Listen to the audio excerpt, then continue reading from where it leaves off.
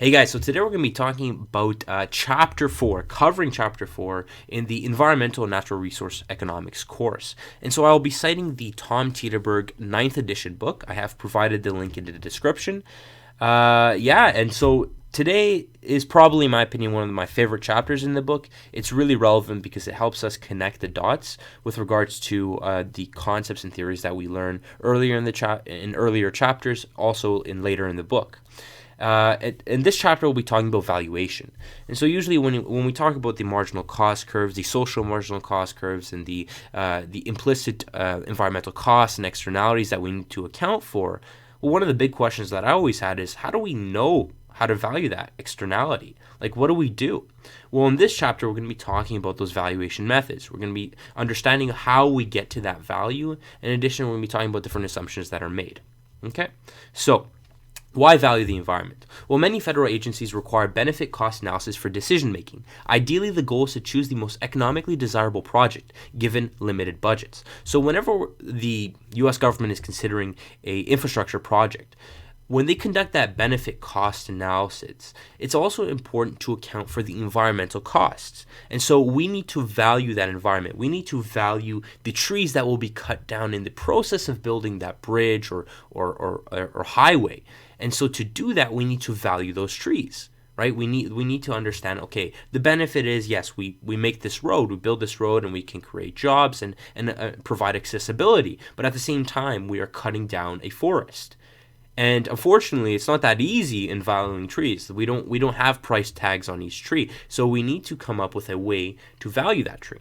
Okay? And another big reason why we value the environment is damage estimates. They are important to policy decisions in courts. So this image is from the BP oil spill, and it was probably one of the most recent big news headlines that everyone kind of knows about. And when you think about the BP oil spill, well, yes, okay, the oil spill occurred, but the next step is, how do we punish this company? How do we enforce future companies how do we prevent future companies from committing the same mistakes and really protecting the environment? And so we need to value the damages done to that environment by valuing the environment and then levying these fines and then enforcing these fines. And so valuation techniques were used frequently throughout the trials that BP went through, and it is, again, one of the important procedures needed when we're talking about damage estimates. Okay? So assessing the magnitude of any damage requires 4 steps. The first one is to identify the affected categories. The second is to estimate the physical relationship between the pollutant and damages caused to categories. Then estimate the responses by the affected parties towards averting, mitigating some of the portion of damage. And then finally, placing a monetary value on the physical damage. So if we're talking about the BP oil spill, well, first off, the first step would be to identify the affected categories. That means looking at the surrounding body of water, in the Gulf of Mexico, looking at the shores, looking at maybe the local areas, looking at the local cities that profit maybe from the tourism in that area. We need to find all affected categories, whether it is the environment, whether it's people or businesses, and we need to understand how that. And then the second step, we need to understand the physical relationship between the oil spill, that physical pollutant, and the damages caused to those categories. Whether it's a loss of tourism, whether there's health impacts, people living in that region will develop cancer or they'll develop respiratory problems. And so we need to estimate that physical relationship. Once we understand that physical relationship, we then need to switch perspectives and understand how those affected parties will either avert or mitigate some of the portion of the damage. So we need to understand, okay, will those people move from that region? Will they try to be more healthy? Will they, try to clean up the bay? What will they do? We need to understand that. And once we understand that physical relationship and estimate those responses, we can then place a monetary value on that physical damage, whether it is to compensate those people for moving away or whether it is to pay and really enforce different programs to clean up the bay. So there are different ways that we can place a monetary value, and we'll talk about that later. Now, economists have decomposed the total economic value conferred by resources into 3 main components. So when we talk about value, well, value is a very broad term. And so in environmental economics, we can kind of decompose it into 3 different types of value: use value, option value, and non-use value. And so if we add these three up together, we get the total willingness to pay, which in this case would be the cost to the environment. It is the total willingness to pay for that respective business, for the respective society or consumer, that is the total willingness to pay for them to either protect that environment or benefit from that environment. So that is really the goal of valuation. And then we want to find out, when we are valuing the environment, when we're valuing a forest, we want to find the total willingness to pay that consumers would be willing to pay to protect that environment and to use that resource. Okay? And so by adding up use value, option value, non-use value, we get that TWP. So use value is the direct use of the environmental resource. So even scenic beauty, if you use one of your senses, is considered use value. And so a subset of use value is passive use value. If the resource is not actually used up in the process of experiencing it, i.e. a scenic beauty, like a scenery, then it is a passive use value. So essentially the definition of use value is, say for example, I have a product, okay? The use value of that product is the value I get from using that product. It's simple as that. Now, option value reflects the value people place on a future ability to use the environment, refers to the willingness to pay to preserve the option to use in the future. So essentially what that means is, say for example, I have a national park, Yellowstone National Park, okay? And I've never been there, so I've never actually used it, but I think that maybe I'm going to go maybe 10, 15 years from now when I retire, okay? So the value I would pay or give up, or the value I'd place on preserving that national park in order for me to have the option to use it in the future is option value, okay? And then non-use value reflects the common observation that people are more than willing to pay for improving or preserving resources that they will never use. So in the case of the Yellowstone National Park, even if I were to never use that park, say for example I was on the other side of the earth, if I wanted to preserve that park just to feel better about myself, then that would be the value that I would put on non-use value. And so two subsets of non-use value are bequest value, which is the willingness to pay to ensure a resource is available for your children or your grandchildren, so for future generations, or existence value, willingness to pay to ensure that a resource continues to exist in the absence of any future interest. And so a perfect example of existence value is that in the early years of 2000, there was a big trend with pandas. Everyone wanted protect the pandas. But what do we use those pandas for? I'm on the other side of the earth. I'm in Canada. I don't have pandas in Canada. So why should I care about, protecting pandas in China? Well, this would fall under existence value. Just me knowing that those pandas are going to continue to exist, that they're not going to become extinct, is a type of value that is accounted for when valuing the environment. And it would fall under non-use value and more specifically existence value. Now, once we've defined value, we can now talk about valuation methods. And so valuation methods can be separated into two broad categories: stated preference and revealed preference. So revealed preference are methods that are based on actual observable choices that allow resource values to be directly inferred from those choices, whereas stated preference values are not directly observable. Therefore, you have to attempt to derive value by using a survey to estimate the willingness to pay. So essentially, revealed preference, we know what the values are. It's easily observable as an analyst how people benefit from that respective resource or environment. Whereas stated preference, I don't really know how you benefit from that. I can't see it. I don't know. I can't make that connection. Therefore, I need to estimate by, providing surveys and asking you, okay, how much would you pay for this? How would you value this, right? So revealed preference, I know it's observable. Stated preference, it's not. It's not directly observable, okay? And the first part of the video, we're going to be talking about stated preference. And there are direct and indirect methods to the stated preference valuation methods. For the most direct method is called the contingent valuation, and it provides a means of deriving values that cannot be obtained in more traditional ways. The simplest version of this approach merely asks respondents what value they would place on an environmental change, such as the loss of a wetlands or increased exposure to pollution, or on preserving the resource in its current state. And what that means is literally what is written there. The simplest version is merely asking the respondents. So what a contingent valuation sounds really fancy. And we'll see it in the remainder of the course that, it's used a lot, because for a lot of the times, we won't have revealed preference methods, and so we need stated preference methods. And so the contingent valuation is very easy. All you do is you sit down in front of your respective respondent, and you would be like, okay, if I know that this force, if you present this person with the option of, okay, this forest is going to be cut down right now, tomorrow. So how much would you pay to prevent it from being cut down? And they say $1 million. Okay, that is your answer. It's $1 million. That's it. It's that simple. So although there are a lot of problems that can go wrong in the contingent valuation, it is the simplest method to valuing the environment. Now, for more indirect stated preference methods, there's the attribute-based method, which is a choice-based or choice experiments that, although the structure is still based on surveys, instead of asking respondents to state a willingness to pay, respondents are asked to choose among alternate bundles of goods. Each bundle has a set of attributes, and the levels of each attribute vary across bundles. So, referring back to the previous example where we either cut down this forest or not, instead it's more of a multiple choice kind of quiz or survey where we ask this respondent, okay, so instead of cutting down this forest, say for example you have the options of choosing to invest in this fund which will protect future forests, or cutting down 25% of this forest, cutting down 50%, or whatever other alternative. And each of those alternatives represent different characteristics, represent more implicit options that exist for that respective scenario.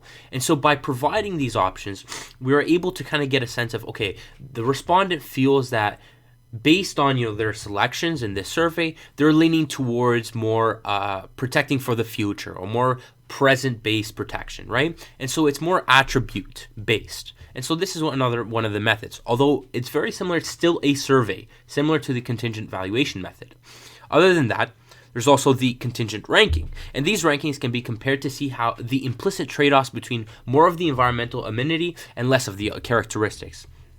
So essentially what this means is that we're ranking options. So instead of choosing one option and then multiple choice, as in the attribute-based survey, in the contingent ranking, we are ranking those options. So if we cut down 25%, 50%, or invest in a fund, which one would you most likely choose first? What about second? What about third? And so we rank them.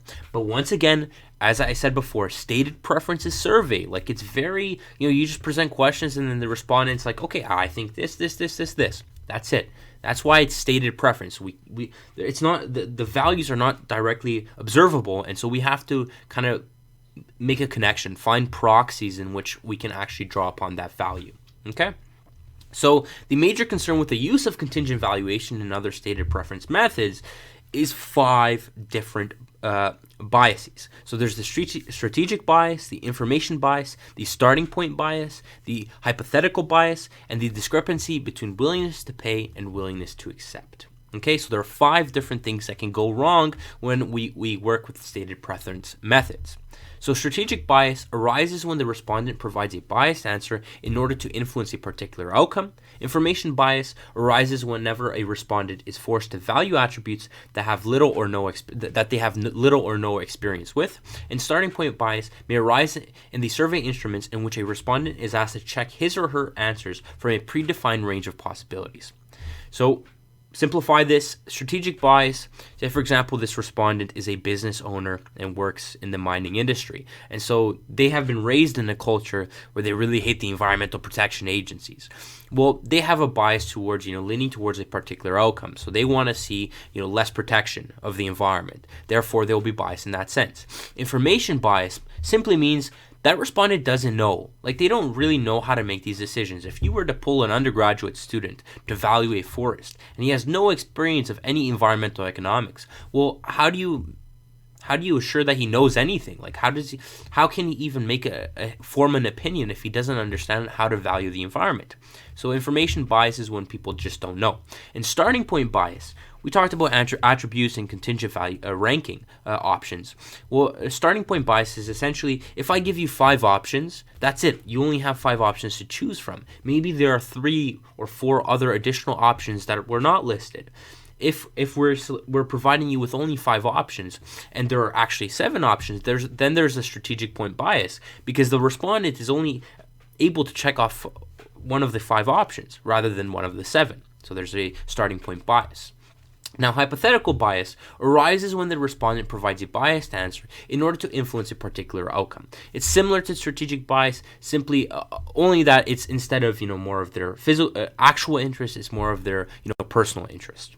And so the divergence from willingness to pay and willingness to accept is quite important, and I think it's one of the biggest biases and problems that exist with contingent valuation and other stated preference methods.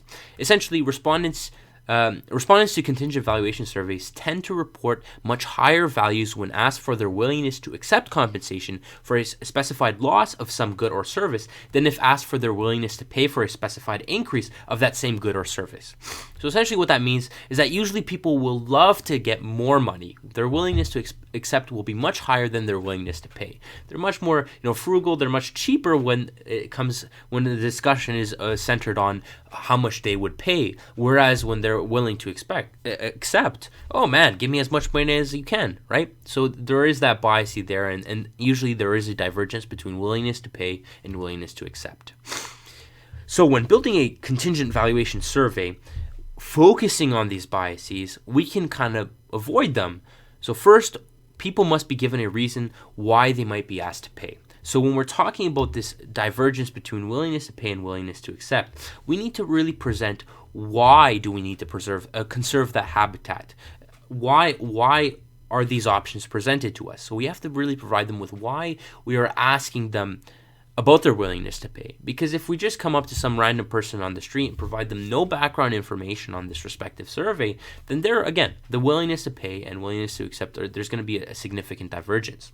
In addition, respondents should be given adequate information on the environmental good. So really, we're talking about information bias, talking about the lack of knowledge. When we're bringing them into this contingent valuation survey, we need to provide background information to help them understand, okay, what did other companies do? What did other countries do? How did it look before, right? And provide them this information so that they can form their opinion. Because if they have no information, then their answers are going to be really biased from an information bias perspective. Another alternative is to identify protest bids. So someone who objects to the valuation question. So we don't really want to just focus on one side of the discussion. So we don't want to find just bullish people who are supportive of the mining industry. We want to speak with the activists, with the environmentalists. We want to get a clear understanding of both sides. So when we're talking about selecting the respondents to the survey, we want to make sure that we select a broad range of respondents, not a certain group of people that all share a similar opinion. And finally, a statistical analysis to see how variables income affect willingness to pay. So again, talking about the demographics of the respondents, we want to make sure that we statistically analyze the background of these respondents. So not just from one income group, not from just the middle class, we want lower income, upper income respondents as well, to get a really full range of responses in order to understand how society as a whole would view this respective alternative. Okay? So many pundits suggest that the contingent valuation method is effective in estimating non-use and passive value methods, but lacks the accuracy to estimate use value. And I completely agree with that in my opinion. I don't think that the actual use value will be derived from these surveys, but non-use value, talking about pandas, if people have no relation to that, then a lot of these biases are eliminated, and all of a sudden it's like, how much would you be willing to pay for these pandas? Right? Like, you're never going to use them, the non-use value, so how much are you willing to pay? And so it's much more accurate from that sense. To deal with this inaccuracy when it comes to use value, a good stated preference option is the benefit transfer method, which allows estimates from one site to be based upon estimates from other sites or benefits from an earlier time period to provide the foundation for a current estimate. That sounds really complicated, a definition. Essentially what that means is that we're using other surveys that have already been conducted. Whether it's a direct or indirect benefit transfer, we're looking at other research that has been done in that respective field and trying to draw conclusions based on those other research options. Of course, first of all, we need other research projects to be conducted to use the benefit transfer method. So in new areas that not a lot of people have really produced surveys on, this is not an option. But in established areas, one that I always think about is the coal industry. There's been a lot of research based upon coal. We can use the benefit transfer method to take different conclusions from different projects and really apply them to our respective scenario. Now, that's the stated preference method. Once again, the direct option is the contingent valuation, the indirect is the attribute-based methods, and the contingent ranking. Now, for the revealed preference, the direct method is obviously the market prices. So, once again, revealed preference means observable values. And from a direct perspective, well, if in an ideal scenario, if we had the market price for a respective tree, then all we'd need to do is find out the number of trees in that forest, and then we'd apply the market price, multiply it by the market price, and then boom, that's the value of your forest. That's really unrealistic, and a lot of times it's not really an option. More indirect methods is to consider travel costs, hedonic property values and wages, or avoidance expenditures. Now, the travel cost method infers value of a recreational resource, so a park or wildlife preserve, by using information on how much the visitor spent in getting to the site to construct a demand curve for willingness to pay. So essentially, if we were to value Yellowstone National Park, what we would do is we would look at the amount of money people spent on gas, maybe on flights, to get to that park in order to experience that value, and in order to really experience the park and what it offers, right? So the first one is, and the first option, and really the easiest option, is to examine the number of trips to a site. So if a respective consumer visited Yellowstone National Park 5 times in their life and they spent $5,000, that's one data point. And if you collect all these data points, you can actually formulate kind of like a demand curve to see, based on the number of trips, how much money was spent, and that is therefore your total willingness to spend. That's relatively easy. Now, the second option is to examine whether people decide to visit a site and which one. So instead of focusing on just the number of times a site was visited, we look at the choice. We look at their choices and we try to understand, okay, well, if they chose Yellowstone National Park, why did they choose Yellowstone? Is it, the accommodations? Is it the food options? What was it? And you begin to kind of draw value from those different characteristics that exist with that respective site. Okay? And so this chart right over here is a perfect example of the demand curve that can be formed by examining the number of trips to a site.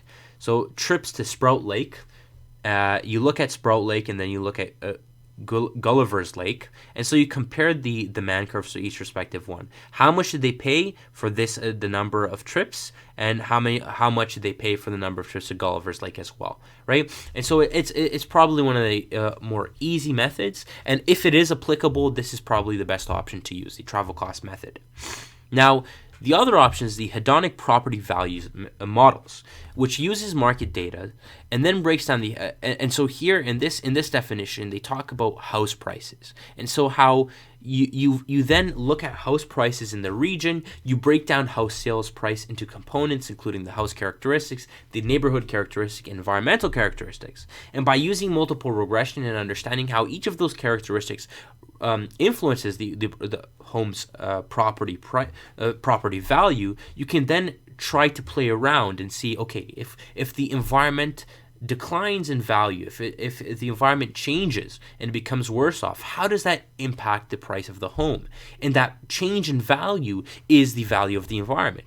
And this is more in the residential areas. It's really difficult to value if you only have 2 or 3 homes in that respective region. But if you're looking at a city, a metropolitan area, well, yes, then you can actually conclude on the value of that respective region by looking at home prices and seeing how home prices change based upon the house characteristics, the neighborhood characteristics, and most importantly, the environmental characteristics. Now, hedonic wage approaches are very similar to the property values in the hedonic property value models, except that instead of focusing on the house sales and property values, they're looking at the wages in the region. And so, and a fundamental characteristic that needs to be assumed when using this method is that workers in high-risk environments require higher wages. In the end, to work in these higher risk environments, they need to be compensated with higher wages. So when the risk is environmental, such as exposure to a toxic substance, the results of the multiple regression analysis can be used to construct a willingness to pay to avoid this kind of environmental risk. So by taking different data points and seeing how, okay, if this environmental, and we simplify it, let's just simplify it to simply, okay, this is a risk rating of 2, and this job has a risk rating of 4. What is the difference in wages? And we begin to understand, okay, if this environment is moving from a risk rating of 2 to a risk rating of 4, and this is X amount of people in this region, and this is how their wages are changing, then you multiply the number of people by the change in wage, and that's your valuation for the respective region.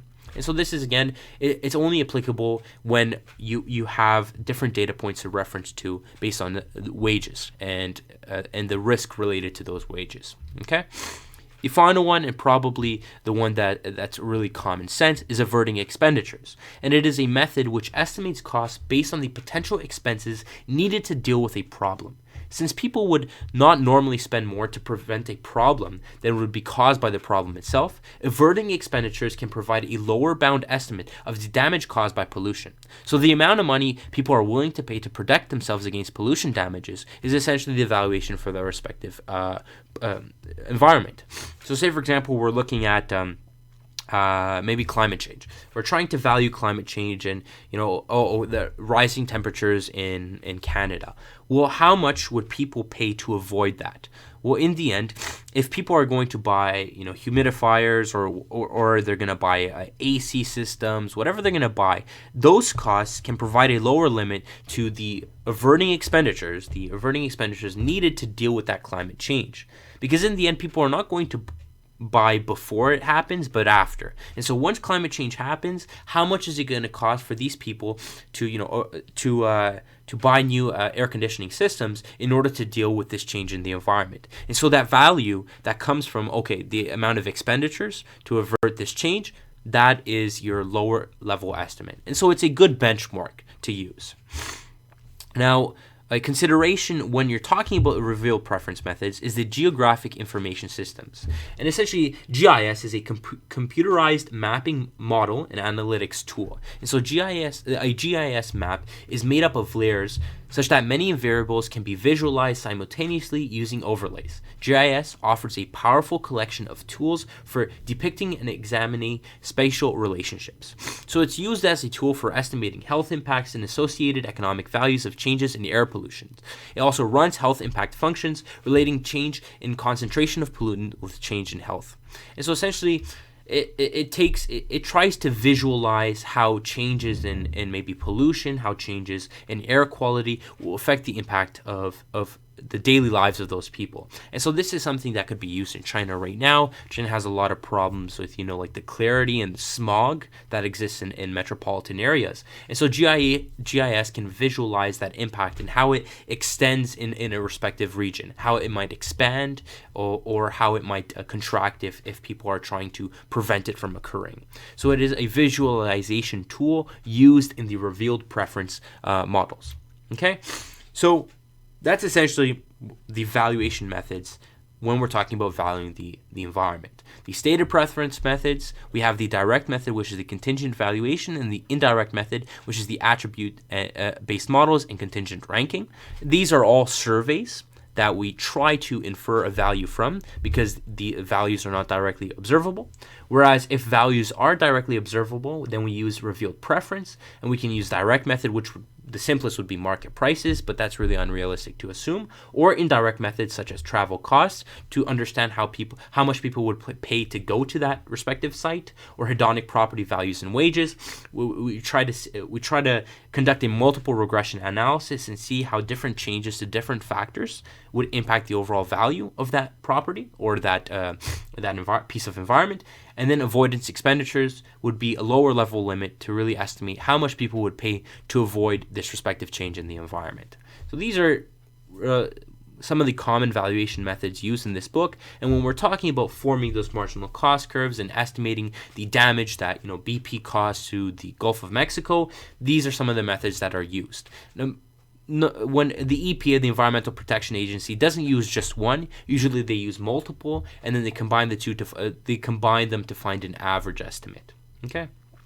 Now, the last topic I'm going to talk about in this video is valuing a human life. So we talked about valuing the environment, which is difficult. Well, even more difficult is the valuation of human life, although it is an important step when drafting public policy, because programs that oversee workplace safety and environmental protection need to account for mortality in their analysis. So if you have a program that is expected to reduce the mortality rate in a region, then you need to value that reduction properly by looking at how changes in mortality and changes in value of life will impact that decision, right? And the economic approach values the change in the probability of death resulting from the reduction in environmental risk.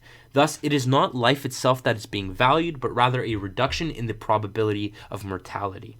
So if you're looking at, say for example, in this respective environment with all the pollution that exists, your mortality rate is 1 in 100 people. So 1 in 100 people will die due to this pollution.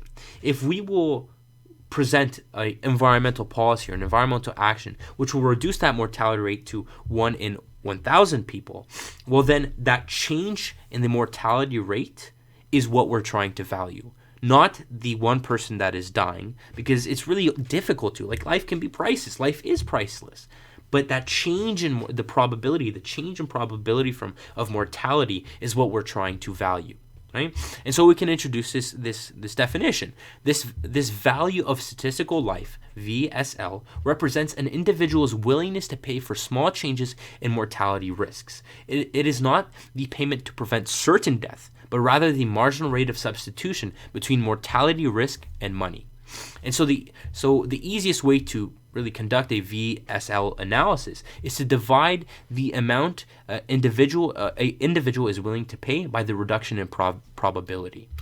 So let's look at an example. Suppose a program impacts 1 million people. In this respective region, there is pollution, and it is impacting 1 million people.